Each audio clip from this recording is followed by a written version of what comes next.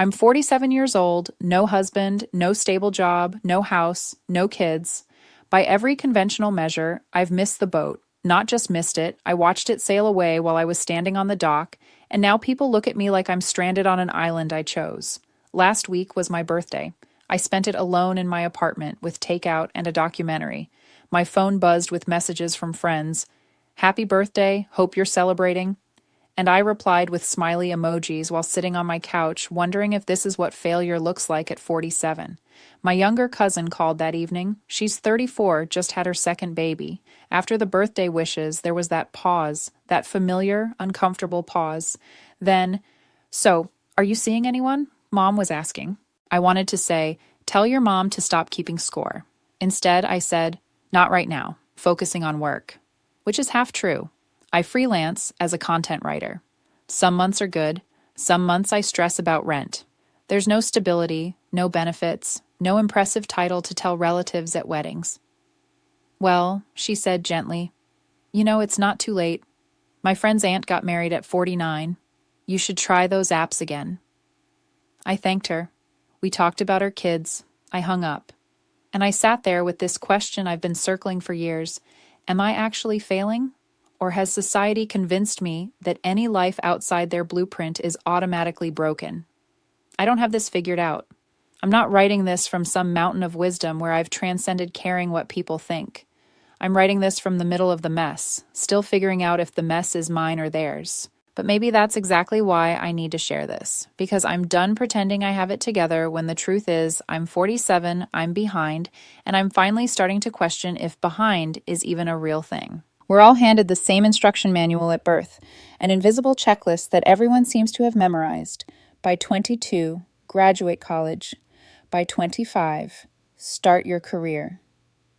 By 28, be in a serious relationship. By 30, get married. By 32 to 35, have kids. By 40, be established. By 45, have it all figured out. And if you're 47 without most of those boxes checked, well, people start using words like unfortunate and such a shame and asking what happened to you, as if you're a project that got derailed instead of a person living a life. I believed this script when I was younger, not because I was naive, but because everyone around me seemed to confirm it worked. My sister got married at 29. Perfect timing, everyone said. My college roommate bought a house at 32. My neighbor had 3 kids by 35. The formula seemed simple. Follow the steps, get the happiness. My parents never said it directly, but I felt their expectations. Mom would casually mention her coworker's daughter, who just got engaged. Such a lovely boy, engineer, very stable. Dad would ask about my career plans with this edge of concern. Like freelance writing wasn't a real answer. They wanted security for me. I understand that now. But what they were really asking was, when will you fit the mold we understand? Society doesn't just suggest this timeline, it enforces it. At 30, people ask when you're getting married. At 35, they ask why you're not married. At 40, they stop asking and start pitying. At 47, they've written you off as either tragically unlucky or secretly broken. The script promises that if you follow it, you'll be happy, secure, fulfilled, respected. But somewhere in my late 30s, I started noticing cracks in that promise. The married friends who looked exhausted. The colleagues with impressive careers who had panic attacks in bathroom stalls. The people with picture-perfect lives who confessed over wine that they felt trapped. And I began to wonder, what if the script isn't failing me? What if the script itself is flawed? What if society's timeline, these arbitrary deadlines we've all agreed to panic about, was never designed for human thriving? What if it was designed for something else entirely? Conformity, productivity, control. At 47, I'm old enough to have seen the script play out for others. And here's what terrifies society. I'm starting to think their way might not be the only way, or even the best way. So what does my failed life actually look like? I live in a 1-bedroom apartment in a neighborhood where rent keeps climbing. It's 750 square feet. The kitchen is tiny. The bathroom tile is from 1987, but I painted the walls a soft blue-gray. I have plants on every surface, succulents, pothos, a snake plant that's miraculously still alive. There's a reading chair by the window where I drink my morning coffee and watch the street wake up. I work from home as a freelance content writer. My office is my kitchen table. My clients range from small businesses to nonprofits to the occasional corporate project that pays well but drains my soul. Some months I make $4,000. Other months I make $1,800. I have no health insurance through an employer, no retirement plan, no paid vacation days. If I get sick, I don't get paid. If I take time off, my income stops. Is this secure? Absolutely not. Would I pass a mortgage application? Not even close. Can I explain my job to my parents in a way that stops them from looking worried? Never. But here's what the spreadsheet doesn't show. I chose my last 3 projects because they aligned with my values. I wrote website copy for an organization fighting food insecurity. I created content for a mental health nonprofit. I turned down a high-paying corporate client because their product felt predatory. I have that freedom, that choice. It doesn't pay my retirement, but it feeds something else. My day starts around 7 a.m. Coffee, quiet, writing. By 9 a.m., I'm working on client projects. I break for lunch, usually leftovers, sometimes a walk to the cafe down the street where the barista knows my order. Afternoons are more work, emails, pitching new clients. By 6 p.m., I'm usually done. Some evenings I have plans, dinner with friends, a yoga class I take at the community center. Other evenings, I'm alone, reading, watching something, existing without performance. I'm not in a relationship. I've tried. God, have I tried. The apps, the setups, the you should meet my friend's brother. At 47, the dating pool feels like a puddle. Men my age often want women 10 years younger. Younger men see me as maternal? Too old? I don't know. I've had relationships, some good, some not, but none that made me think, yes, this is worth rearranging my entire life for, and I refuse to settle just to check a box. Financially, I'm always 3 months away from panic. I have some savings, enough to cover an emergency, barely, not enough to retire, not enough to feel safe. I know I should earn more. I know I should have a real job. But every time I apply for traditional positions, I feel this tightness in my chest. The idea of commuting, of meetings, of asking permission to take a Tuesday afternoon off. It feels like a cage I fought hard to escape. Is my life perfect? No. Is it stable? No. Would I recommend it as a blueprint for everyone? Absolutely not. But am I living according to my values? Am I learning who I am? Am I building something that feels authentic? Yes. And that terrifies me because society offers no validation for this kind of success. 3 months ago, I went to my cousin's wedding. Beautiful ceremony. Everyone was there. Extended family I see once a year at events like this. During the reception, my aunt found me at the dessert table. "Beta," she said, holding my arm. "You're looking thin. Are you eating enough?" "I'm fine, Auntie. You know, my friend's son just got divorced. Good man, very stable job. I could give him your number?" I smiled, said something vague, moved to another table, but later my mother cornered me in the bathroom. "Why do you always run away when people try to help? Your aunt means well. She's worried about you." "I'm 47, Mom. I don't need setups." "Then what do you need? Because from where I'm standing, you're alone. You have no security. What happens when you're old? Who will take care of you?" I wanted to scream. I wanted to say, why is being alone worse than being unhappy with someone? Why is my life only valid if a man approves it? Instead, I said, "I'm okay, Mom, really." She looked at me like I'd said I was okay drowning. Like being okay alone was somehow suspicious. Sad. A story she didn't know how to explain to her friends. The drive home took an hour. I cried for 45 minutes of it. Not because I was sad about being single, but because I was exhausted. Exhausted from defending a life that feels right to me, but looks wrong to everyone else. Or take last month. I had coffee with an old friend, married at 31, 2 kids, works part-time from home. She's the kind of friend who makes it look easy. "How's the writing going?" she asked. "Good. Busy. I just finished a big project." "That's great." Then, softer. "Do you ever think about getting a real job, though? Like, something stable? I worry about you." Real job. As if what I do isn't real. As if my work doesn't matter because it doesn't come with a W-2 and a boss. I smiled, changed the subject. But later, alone, I thought, she's not wrong to worry. I worry too. Every month when rent is due. Every time I think about health insurance, every time I see my friends buying houses and planning family vacations while I'm budgeting for groceries. But here's the thing, she's not happy. She told me once, after 2 glasses of wine, that she feels like she disappeared into her roles. Wife, mother, employee. She said, "Sometimes I wonder who I would have been if I'd had more time to figure myself out before committing to everything." And I thought, that's what I'm doing. At 47, figuring myself out. Is it late?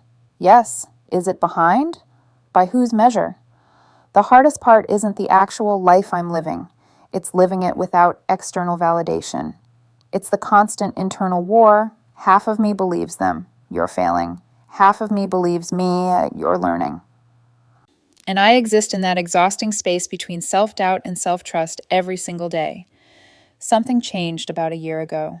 Not dramatically, more like a slow crack in the foundation of everything I'd been taught to believe. I was scrolling Instagram.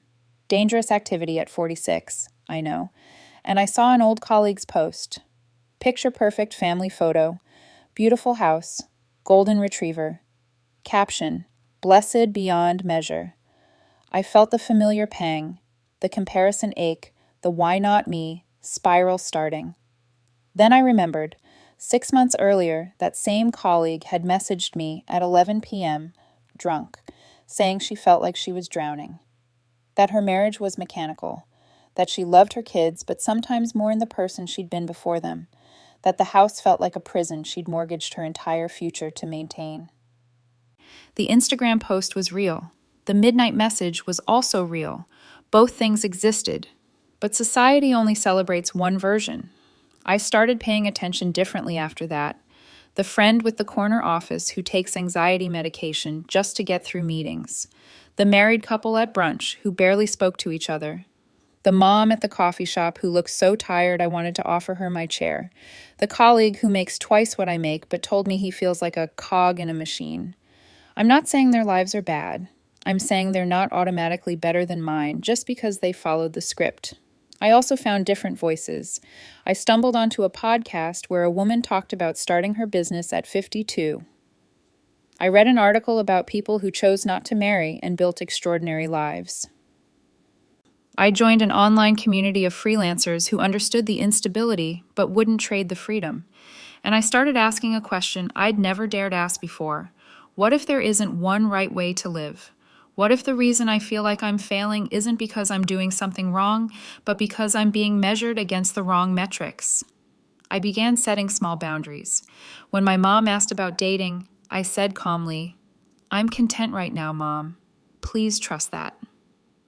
When a relative made a comment about my age, I didn't laugh it off. I changed the subject without apology. I stopped performing gratitude for setups I didn't want.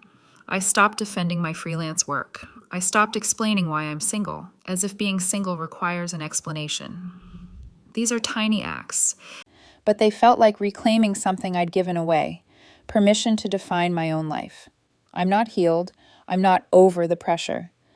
Last week, someone asked if I was still doing the writing thing, and I felt defensive for 3 hours afterward. But more and more, I'm wondering, what if the script is wrong? What if I'm not behind? What if I'm just on a different path? So what is success, actually? Society says marriage, career, house, kids, stability, status, checking boxes by age 40, definitely by 50. But I'm learning, slowly, messily, painfully, that success might mean something completely different. Maybe success is waking up without dread.